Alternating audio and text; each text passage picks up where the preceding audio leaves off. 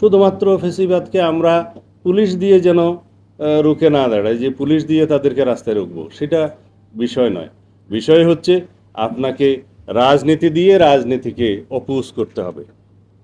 রাজনৈতিক সংস্কৃতি দিয়ে মানুষের সামনে বিকল্প রাজনৈতিক সংস্কৃতি উপস্থাপন করতে হবে।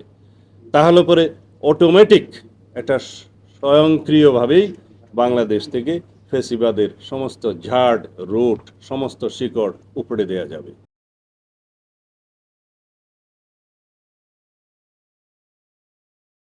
আমাদের মতো রাষ্ট্র ব্যবস্থা যাদের আছে, তাদের মধ্যে দক্ষিণ এশিয়ার অনেক দেশে এবং আফ্রিকার অনেক দেশে দেখা যায় প্রশাসন থেকেই মানবাধিকার লঙ্ঘনটা বেশি হয়।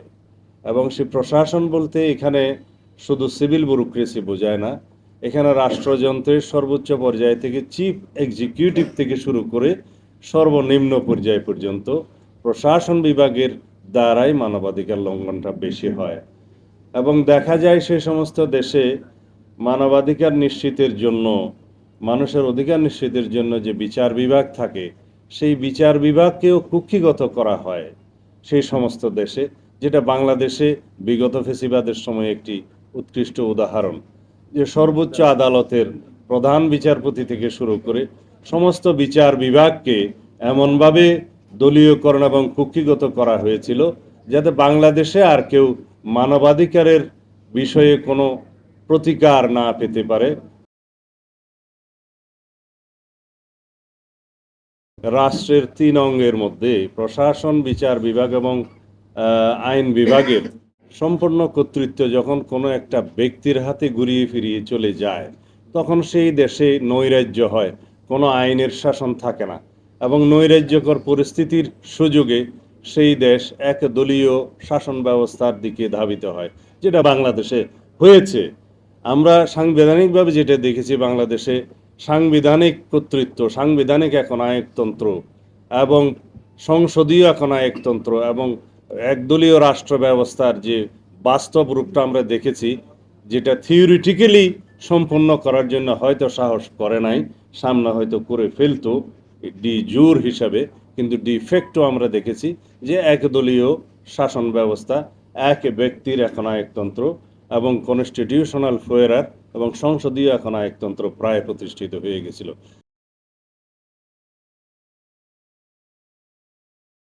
আপনারা হয়তো আন্দাজ করে নিতে পারেন বা বিভিন্ন রকমের হয়তো আপনারা শুনেছেন বিভিন্ন রকমের বয়ান যে কাকে কিভাবে হত্যা করা হয়ে থাকতে পারে, বাট এক্স্যাক্টলি সিনারিওটা আমরা দেখি নাই।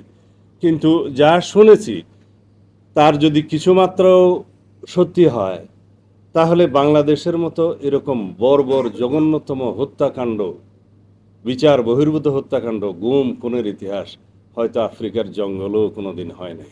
সেই রকম একজন স্বৈরশাসক এবং সেই রকম একজন ফেসিস্ট গণহত্যাকারী আওয়ামী প্রধান শেখ হাসিনাকে এখনো আমরা অনুশোচনা করতে দেখিনি। আওয়ামী লীগের কোনো নেতাকর্মীকে এখনো পর্যন্ত গণহত্যার দায় স্বীকার করে, অনুশোচনা করে, ক্ষমা চেয়ে তারপরে বাংলাদেশের রাজনীতি করবো এই কথা বলতে শুনিনি। এটা ভাবতে অবাক লাগে। উল্টো তাদের বক্তব্য শুনলে মনে হয় বাংলাদেশের সাধারণ গণ অভ্যুত্থানে অংশগ্রহণকারী সাধারণ নাগরিকরাই যেন অপরাধ করেছে। মানবাধিকার বিনাশে রাজনীতিবিদদের ভূমিকা। বিগত সময়ে জাতিসংঘ ফ্যাক্টস ফাইন্ডিং কমিটি অথবা টিম, যেটা বাংলাদেশে গণহত্যার উপরে তথ্য অনুসন্ধান করেছেন, তদন্ত করেছেন, তাদের রিপোর্টটা কিছুদিন আগে প্রকাশিত হয়েছে, আপনারা সবাই জানেন। জাতিসংঘ রিপোর্ট অনুযায়ী সারা বিশ্বে সবচাইতে ঘৃণিত জঘন্য গণহত্যাকারী খুনি হিসাবে শেখ হাসিনাকে তারা স্বীকৃতি দিয়েছে। তার বিভিন্ন গণহত্যা, মানবাধিকার লঙ্ঘন এবং বিভিন্ন রকমের অপরাধের রাষ্ট্রীয় ক্ষমতায় থেকে, রাষ্ট্রীয় বাহিনী দিয়ে এবং রাষ্ট্রের নেতৃত্বে যা করা হয়েছে তার ডাটা ভিত্তিক সচিত্র প্রতিবেদন সেখানে আছে। এখন বাংলাদেশে গণহত্যা নিয়ে শেখ হাসিনার সরাসরি নির্দেশ ছিল, এই বক্তব্যটি সারা পৃথিবীতে প্রতিষ্ঠিত হয়েছে। তো মানবাধিকার বিকাশের যে ভূমিকা, সেই ভূমিকা অবশ্যই রাজনীতিবিদদেরই নিতে হবে, তাতে তো কোনো সন্দেহ নাই। কিন্তু মানবাধিকার প্রতিষ্ঠার জন্য প্রথম যে টুলস, প্রথম যে আইনে হাতিয়ার, সেটা কি? সেটা হচ্ছে সেই রাষ্ট্রের, প্রত্যেক রাষ্ট্রের সর্বোচ্চ আইন সংবিধান। সংবিধানে যদি মানুষের মানবাধিকার এবং মৌলিকাধিকারগুলো খুব শক্তিশালীভাবে বিবৃত থাকে এবং তা প্রয়োগের জন্য সংবিধানের ভিত্তিতে আইন প্রণীত হয়, এবং সেই আইন প্রয়োগের জন্য যদি স্বাধীন সংস্থা বা স্বায়ত্তশাসিত সংস্থা বা এমন কোনো সংস্থা থাকে যার উপরে সরাসরি প্রশাসন বিভাগের কোনো কর্তৃত্ব থাকবে না, তখনই মানবাধিকারগুলো নিশ্চিতভাবে বাস্তবায়িত হয়। আমাদের দেশে দেখা যায়, বা আমাদের মতো রাষ্ট্র ব্যবস্থা যাদের আছে, তাদের মধ্যে দক্ষিণ এশিয়ার অনেক দেশে এবং আফ্রিকার অনেক দেশে দেখা যায় প্রশাসন থেকেই মানবাধিকার লঙ্ঘনটা বেশি হয়। এবং সেই প্রশাসন বলতে এখানে শুধু সিভিল ব্যুরোক্রেসি বোঝায় না, এখানে রাষ্ট্রযন্ত্রের সর্বোচ্চ পর্যায় থেকে চিফ এক্সিকিউটিভ থেকে শুরু করে সর্বনিম্ন পর্যায় পর্যন্ত প্রশাসন বিভাগের দ্বারাই মানবাধিকার লঙ্ঘনটা বেশি হয়। এবং দেখা যায় সেই সমস্ত দেশে মানবাধিকার নিশ্চিতের জন্য, মানুষের অধিকার নিশ্চিতের জন্য যে বিচার বিভাগ থাকে, সেই বিচার বিভাগকেও কুক্ষিগত করা হয় সেই সমস্ত দেশে, যেটা বাংলাদেশে বিগত ফেসিবাদের সময় একটি উৎকৃষ্ট উদাহরণ। যে সর্বোচ্চ আদালতের প্রধান বিচারপতি থেকে শুরু করে সমস্ত বিচার বিভাগকে এমনভাবে দলীয়করণ এবং কুক্ষিগত করা হয়েছিল যাতে বাংলাদেশে আর কেউ মানবাধিকারের বিষয়ে কোনো প্রতিকার না পেতে পারে, মানবাধিকার নিশ্চিতের জন্য কোনো বিচারালয়ে যে যাতে তার কোনো সুরাহা না হয়, সেই ব্যবস্থা করা হয়েছিল। এবং এক পর্যায়ে আমাদের দেশে এমনও বলা হয়েছে যে বাংলাদেশের এই কোর্টটা তো হচ্ছে একটা দলীয় কোর্ট, এবং সেই অবস্থায় এইভাবেই আমরা বাংলাদেশকে পতিত হতে দেখেছি, যার প্রধান নিয়ন্ত্রণকারী ছিল বাংলাদেশের প্রধান এক্সিকিউটিভ। প্রশাসন বিভাগের প্রধান হিসাবে প্রধানমন্ত্রী সকল বিভাগেরই নিয়ন্ত্রণ নিয়ে নিয়েছেন। যখন হয় যে রাষ্ট্রের 3 অঙ্গের মধ্যে প্রশাসন, বিচার বিভাগ এবং আইন বিভাগের সম্পূর্ণ কর্তৃত্ব যখন কোনো একটা ব্যক্তির হাতে ঘুরিয়ে ফিরিয়ে চলে যায়, তখন সেই দেশে নৈরাজ্য হয়, কোনো আইনের শাসন থাকে না, এবং নৈরাজ্যকর পরিস্থিতির সুযোগে সেই দেশ এক দলীয় শাসন ব্যবস্থার দিকে ধাবিত হয়, যেটা বাংলাদেশে হয়েছে। আমরা সাংবিধানিকভাবে যেটা দেখেছি, বাংলাদেশে সাংবিধানিক কর্তৃত্ব, সাংবিধানিক এখন একনায়কতন্ত্র এবং সংসদীয় একনায়কতন্ত্র এবং একদলীয় রাষ্ট্র ব্যবস্থার যে বাস্তব রূপটা আমরা দেখেছি, যেটা থিওরিটিক্যালি সম্পূর্ণ করার জন্য হয়তো সাহস করে নাই, সামনে হয়তো করে ফেলতো ডি জুর হিসাবে, কিন্তু ডিফেক্টও আমরা দেখেছি যে একদলীয় শাসন ব্যবস্থা, এক ব্যক্তির একনায়কতন্ত্র এবং কনস্টিটিউশনাল ফোয়ারার এবং সংসদীয় একনায়কতন্ত্র প্রায় প্রতিষ্ঠিত হয়ে গেছিল। তার কারণ ছিল যে সাংবিধানিকভাবে তাকে সেই ক্ষমতাটা দেয়া হয়েছে একটি অসাংবিধানিক সংশোধনের মধ্য দিয়ে, যেটা ছিল পঞ্চদশ সংশোধনী যার নাম, এবং সেটা ইতিমধ্যে প্রায় বাতিল হয়ে গিয়েছে। অনেকগুলো বিধান বাকিগুলো সংসদের উপরে ছেড়ে দিয়েছে বিচার বিভাগ। যাই হোক, সেই সংশোধনের মধ্য দিয়ে অনেকটা যে 15th অ্যামেন্ডমেন্ট, এটা কনস্টিটিউশন ইনস্টিগেটেড দি পার্লামেন্টারি ফুয়ারার, অথবা আমি বলবো যে হিউম্যান রাইটস ভায়োলেশনের জন্য এটা ইনস্টিগেট করেছে এই 15th অ্যামেন্ডমেন্টের। কিভাবে?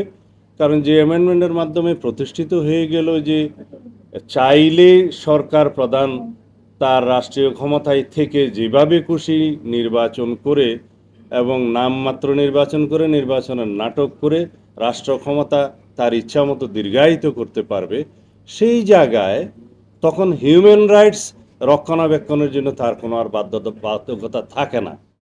পলিটিক্যাল ওয়ার্কার্স থেকে শুরু করে, সাংবাদিক থেকে শুরু করে, রাষ্ট্রের সমস্ত শ্রেণী পেশার মানুষ যাকেই রাষ্ট্র মনে করবে তার হুমকি হিসাবে। এখানে আমি রাষ্ট্র শব্দটা ব্যবহার করছি এই কারণে, কারণ তখন একনায়ক রাষ্ট্রকে তার নিজের মনে করেছে, সরকারের প্রধান হয়ে সে রাষ্ট্রকে নিজের মনে করেছে, ব্যক্তিগত সম্পত্তির মতো মনে করেছে।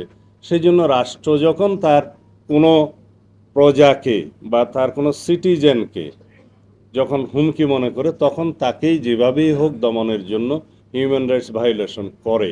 এবং সেই হিউম্যান রাইটস ভায়োলেশনের মাত্রা কোন পর্যায়ে বাংলাদেশে গিয়েছিল সেটা জাতিসংঘ এই রিপোর্টটা আপনারা স্টাডি করলে দেখবেন যে এমন কোনো জঘন্য মানবাধিকার ভায়োলেশনের তরিকা বাদ ছিল না যেই তরিকাটা তারা গ্রহণ করে নাই, বা তারা যেই তরিকা কি বলে যে অনুশীলন করে নাই। আপনারা শুধু আয়নাগরের কথা শুনেছেন বা আমাদের মুখে আমাদেরকে গুম করার কাহিনী শুনেছেন, ইতিহাস শুনেছেন। যারা মৃত্যুবরণ করেছে তারা তো বক্তব্য দেওয়ার কোনো সুযোগ নেই। যারা আয়নাগরে থেকে উদ্ধার হয়েছে তারা হয়তো ভিজিট করেছে, কথা বলছে বা আমরা কথা বলছি, কিন্তু যাদের কোনো হদিশ পাওয়া যায়নি তারা তো কথা বলতে পারছে না। আপনারা হয়তো আন্দাজ করে নিতে পারেন বা বিভিন্ন রকমের হয়তো আপনারা শুনেছেন বিভিন্ন রকমের বয়ান যে কাকে কিভাবে হত্যা করা হয়ে থাকতে পারে, বাট এক্স্যাক্টলি সিনারিওটা আমরা দেখি নাই। কিন্তু যা শুনেছি তার যদি কিছুমাত্র সত্যি হয় তাহলে বাংলাদেশের মতো এরকম বর্বর জঘন্যতম হত্যাকাণ্ড, বিচার বহির্ভূত হত্যাকাণ্ড, গুম খুনের ইতিহাস হয়তো আফ্রিকার জঙ্গলেও কোনোদিন হয় নাই। সেই রকম একজন স্বৈর শাসক এবং সেই রকম একজন ফ্যাসিস্ট গণহত্যাকারী আওয়ামী প্রধান শেখ হাসিনাকে এখনো আমরা অনুশোচনা করতে দেখিনি। আওয়ামী লীগের কোনো নেতাকর্মীকে এখনো পর্যন্ত গণহত্যার দায় স্বীকার করে, অনুশোচনা করে, ক্ষমা চেয়ে তারপরে বাংলাদেশের রাজনীতি করবো এই কথা বলতে শুনিনি। এটা ভাবতে অবাক লাগে। উল্টো তাদের বক্তব্য শুনলে মনে হয় বাংলাদেশের সাধারণ গণ অভ্যুত্থানে অংশগ্রহণকারী সাধারণ নাগরিকরাই যেন অপরাধ করেছে। এই অবস্থা থেকে আমাদের মুক্তি পাওয়ার জন্য সম্পূর্ণ একটি রাজনৈতিক সংস্কৃতি পাল্টাতে হবে। যে রাজনৈতিক সংস্কৃতি হবে বাংলাদেশের মানুষ সানন্দে গ্রহণ করবে ফেসিবাদের বিরুদ্ধে, অগণতান্ত্রিক প্রক্রিয়ার বিরুদ্ধে, যে কোনো রকমের রাজনৈতিক সংস্কৃতির বিরুদ্ধে, যাতে সকল মানুষ আপন করে নিতে পারে সেরকম রাজনৈতিক সংস্কৃতি আমাদের চালু করতে হবে, চর্চা করতে হবে। এবং ফেসিবাদ বিরোধী জাতীয় ঐক্যকে সামনে নিয়ে ঊর্ধ্বে তুলে ধরে আমরা যদি আমাদের গণতান্ত্রিক রাজনৈতিক সংস্কৃতি বাংলাদেশের মানুষের সামনে উপস্থাপন করতে পারি, তাহলে স্বৈরাচারের কখনো আর উন্মেষ হবে না, উৎপাদন হবে না ফেসিবাদের। সেই জন্য শুধুমাত্র ফেসিবাদকে আমরা পুলিশ দিয়ে যেন রুখে না দাঁড়ায়, যে পুলিশ দিয়ে তাদেরকে রাস্তায় রুখবো, সেটা বিষয় নয়। বিষয় হচ্ছে আপনাকে রাজনীতি দিয়ে রাজনীতিকে অপোজ করতে হবে। রাজনৈতিক সংস্কৃতি দিয়ে মানুষের সামনে বিকল্প রাজনৈতিক সংস্কৃতি উপস্থাপন করতে হবে। তাহলে পরে অটোমেটিক একটা স্বয়ংক্রিয়ভাবেই বাংলাদেশ থেকে ফেসিবাদের সমস্ত ঝাড় রুট, সমস্ত শিকড় উপড়ে দেওয়া যাবে। কিন্তু তা যদি না হয়, শুধুমাত্র আমরা গতানুগতিক রাজনৈতিক চর্চা করি, যেখানে মানবাধিকার সমুন্নত থাকবে না, যেখানে নিশ্চয়তা থাকবে না আমাদের মৌলিক মানবাধিকারের, সেই রাজনীতি দিয়ে বাংলাদেশের মুক্তি আসবে না।